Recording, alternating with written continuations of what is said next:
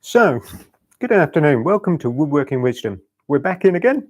A few other things. We've got a few of the guys here. We've got Craig directing. Ben's doing your questions this afternoon. Colwyn's on the camera. So if you've got anything you want to ask us, we're all here. It'd be nice to get your questions in, okay? So this is obviously live. It'd be lovely to get those questions. Today, the simple cabinet scraper. What does this do? What is it? Now, this is one of the most abused and misused tools you've probably got at home. Or some of you, I bet you've even bought this and gone, doesn't do anything. So hopefully by the end of today, you're going to understand what it will do and how it will work. So what is it? First of all, a flat piece of spring steel. It's as simple as that. You wouldn't think this could be so useful. Okay, so we're going to look at the sharpening, get it to work for you, because I guarantee that a few of you won't get what we want. So this simple thing we've got set up, if it's used nicely, we should be able to push it through and make a shaving. I'm hoping we can see that on the screen all the way up through. Okay, now I'm cutting a piece of satin wood here, quite a hard, dense material. Doesn't really show on the camera for you.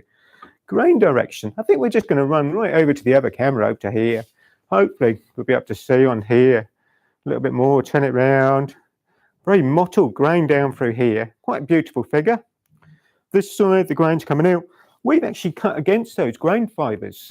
So we're actually going the wrong way if you were going to hand plane it, but we're getting a beautiful, smooth finish.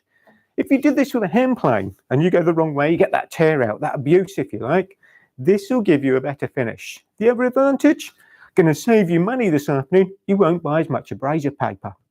Now, the other stupid thing that people say, so what do you do with your card scraper? This is what this is, a card scraper. I'm going to start with the flat ones, or the rectangle, and then we do the shape. So other things you might have, okay? You've got your table leg or your joint. Now, I said some of you might abuse it. Glue, varnish, paint. You might want to clean this off. You could go with your scraper. You can clean that off. I also might want to clean around my joint when I've glued this up. So on here, we've got our mortise and tenon put together. But I might want to get into here. Now, I can use my scraper. I can pull it round. I can get all the way around that better than I can with abrasive paper. I won't scratch the surface of the oak rail coming in. So things like that can make a real difference of what you can do with this. All right, let's put that back out of the way. So what we got, we've already said, piece of spring steel. Quite flexible, it's hardened to take an edge. We create a burr on it. Now, I think the terminology scraper's the wrong aspect for this, because this is a refined cutting tool. If we use it correctly, it actually has a cutting edge. We're getting a more delicate shaving than some of you can produce off a hand plane. Okay, so what we're going to do with it, first thing, this is the one we've just done that lovely long shaving with. We go down through here, give you an idea of what we're getting. Okay, push, get our shaving again. Let's put it out of the way for a second. So I think with the guy, just move a couple of bits of wood out of the way. Got different timbers on here we can show you. Going to come into this area on the bench. This bag, brand new pack of scrapers. And I will guarantee some of you that have been to the shows, you've watched someone like me go, get a scrape out and go, look at this, and make a shaving. Nothing more soul destroying than getting something home and it doesn't work. And we've all been there. We bought something, you bought someone to show, picked it up, you know, so what should we go with? We're going to explain this a bit more on here. Nothing. It's like the man at the show, he did this. Big shaving. So this does nothing. So this is one of these tools that when you get it from new, out the packet, you need to sharpen. And for some of us, that's a complete mystery on how you sharpen this. And it's a technique. Now, we have 4 scrapers in this packet. So these are brand new. They're just in the door. We've had these in the last 2 weeks. This is a Rider scraper. These are made in France. Okay, have a nice little label there. Okay. We have 4 different scrapers in this bag. They get stiffer as we go up. So the 0.4, 0.6, 0.8, and a 1 mil. Thinner ones will allow you to flex more, get into those difficult areas a bit more. Stiffer ones will produce a harder edge, keep it straighter. So that's why there's 4 different grades, okay? I'm going to take these down to the other end of the bench now. We're going to go down to camera 2, okay? We're going to put these just on there. Now, I've got 4. I'm going to go with a 0.8. Okay, we're going to show you how we can sharpen this from start to finish. At the moment, definitely doesn't work. Just a quick nothing. Okay, so I've got a vise, and I like doing this in a vise. It makes things safer. So we've got our wooden jaws to protect it. Up into there, clamp it in. Now we're going to show you 2 or 3 ways we can sharpen these. Okay, and we're going to start with the rectangular scrapers first. So much easier. Okay. First thing on here then I can do, just to give you an idea, there is nothing on this edge, nothing catching. Want a file, we're going to clean up this surface. At the moment it's probably a little bit rounded. So with our scraper at the moment, I get our cardboard cutouts. Now hopefully you can see our shape. You get a rectangular section looking down it. Down there, the corners have probably been softened in the factory a little bit when they make it. What we now got to do is dress this edge. We want to get it nice and square. So we're going to use a hand file. Okay. Now, first thing that I will get people say is, you should have a handle on this. Now, I've deliberately taken the tang off of here and soften this edge. Your hand file normally be there with your handle. It's going to get stuck when I get to here. It won't follow all the way through. All right. So I've deliberately made sure that I've taken that tang off, nothing sharp, because I want to push this parallel and square. So I want to keep it parallel up in here, push through. All right, nice and firm. If we don't push parallel and you push across, you're going to make it vibrate and chatter. So push through, nice and parallel. Okay, 5 or 6 strokes, you can actually feel it change a little bit. If some of you had problems with it, now I'm even going to do this. We're going to turn it over. There's the other side we've got to do. We might as well do both. Turn it over. You can get items like this, okay? So they're a test item. We can put our file in. We can clamp it in place. So 2 little brass bolts, clamp it up. You've got 2 aspects on here. We've got square. You've even got a 45. We don't want the 45 for this, but you can use that, and that will give you something as a dead square edge. Okay, this takes a little bit of practice to get nice and square. I've done this for quite a few years, so that to me is just second nature. How I hold it, my finger on the side supports it nicely. So we dress that back, create a clean surface. Now at the moment, this will have produced a tiny bear, just catching a little bit with my feeler gauge. Nothing too dramatic yet. Now get guys going, is that it? You wish. It's not that simple, okay? And this is, like I said, one of the most complicated things, I think, to sharpen. So next thing, we want to dress this edge. We're going to sharpen it a bit like we do everything else. So we need something to sit it on. So on here, we've got our scary sharpening board we used last time. Diamond file in the middle, 12, 2,500 grit. I don't use water stones for this. They're too soft. I mark them. Don't like doing that. So I found this quite good. Other little things, an accessory you could purchase. This is your block of wood with a right angle square corner. Set it on, go onto there. Last thing I want, just something to lubricate the diamond file. So this is a bit of water with some home right liquid in it. So up on there.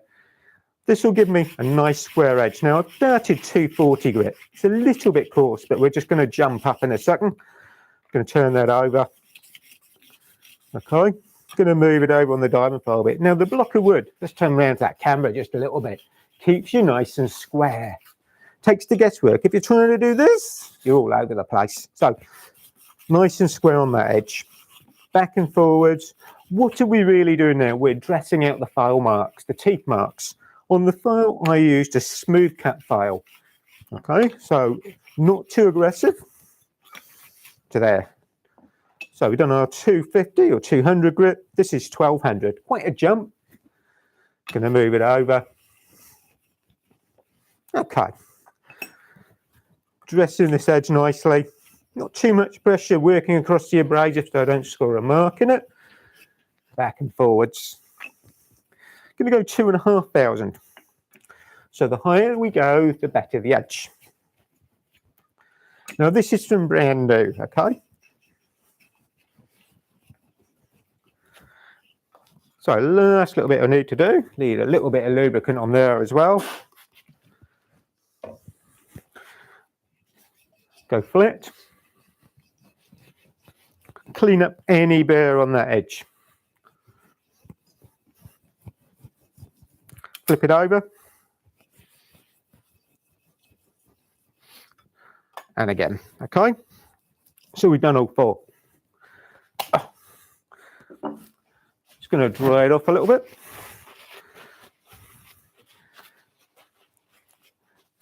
Put them there. So we've now taken our rectangular steel, if we're looking down it, and we produced a really square corner.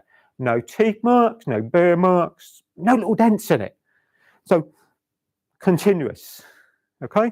Bit like sharpening, hand plane and chisels, we don't want lots of teeth marks in it. On the next stage, we want to bend a corner, make a hook, okay? This is the bit that probably causes most people that little bit of problem, all right? So we have one here. Next thing, we're just going to bring it back up to the right. Nothing at the moment as a hook. Nice and square. So the feeler gauge shows you we're not catching anything. Great, okay? Back into our vise. Do it up, want a little bit showing, nice and firm. Now you need something that's harder than the steel what we're using. So I've got 2 or 3 options on here you can play with, okay? I'm going to show you all right?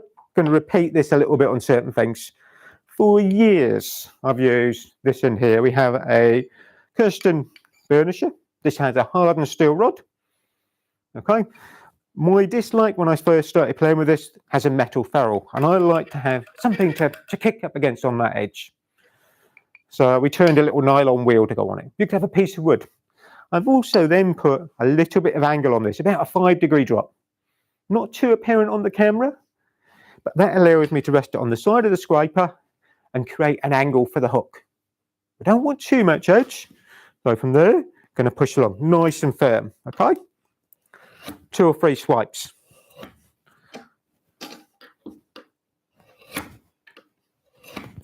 Okay, hopefully got something. Got one other stage to do because these are brand new, just catching a little bit of a lip. So we've done one side, we're going to turn it round. Nice and firm again in our vise. Quite a bit of pressure. Okay. Do this one on here, we can see now we've got a big hook. So I put more pressure one side than the other, that won't hurt. Okay. Got quite a definite hook on there. Bring it back over. So we've used that Kirsten one, okay? How's that look on there? I might be able to bring it around a bit so you can see down the line a bit. That might be nice, okay? So we use that, put that on there. We've got an angle. You want a little bit of tilt, about 5 degrees, not a lot. Now, if you're unsure about what 5 degrees looks like as a tilt, could you make your life easier? How about you cut something to give you a guide on a block of wood? So you could put it in the vise and get an idea of how that feels at 5 degrees without your bit of metal in, just as a guide of where you want. Don't want too much angle, okay? So on here we go along. They're attached to something very similar, round bar, hardened, okay? Go remember, this needs to be harder than the scraper. All you're going to do is cut the steel bar. So with this, nicely polished, give you a smooth edge, go down. I struggle a bit more with this with trying to get my angle because I've got nothing to sit against nicely. So I do find it a bit tricky. Other newer things then. This is a Arno burnisher. Now go careful if you're looking at these. We do 2 of these online. There is a burnisher and a cutter. This is the burnisher. The cutter will actually remove a section. You don't want that. That's more for sharpening your scissors or your garden shears. This is going to give us a nice edge. So this has, and we're going to bring it into a little bit more, 2 carbide tips. I'll bring myself up. So on here and underneath, there's a carbide rod. One there, one this side. Hopefully, I think you can see that, guys. That looks good. Okay. We have a triangle side, but it has a radius corner on the top. The other side is rounded, totally as a bar. Now they're tungsten carbide. They are harder than what we've used on the steel for the spade.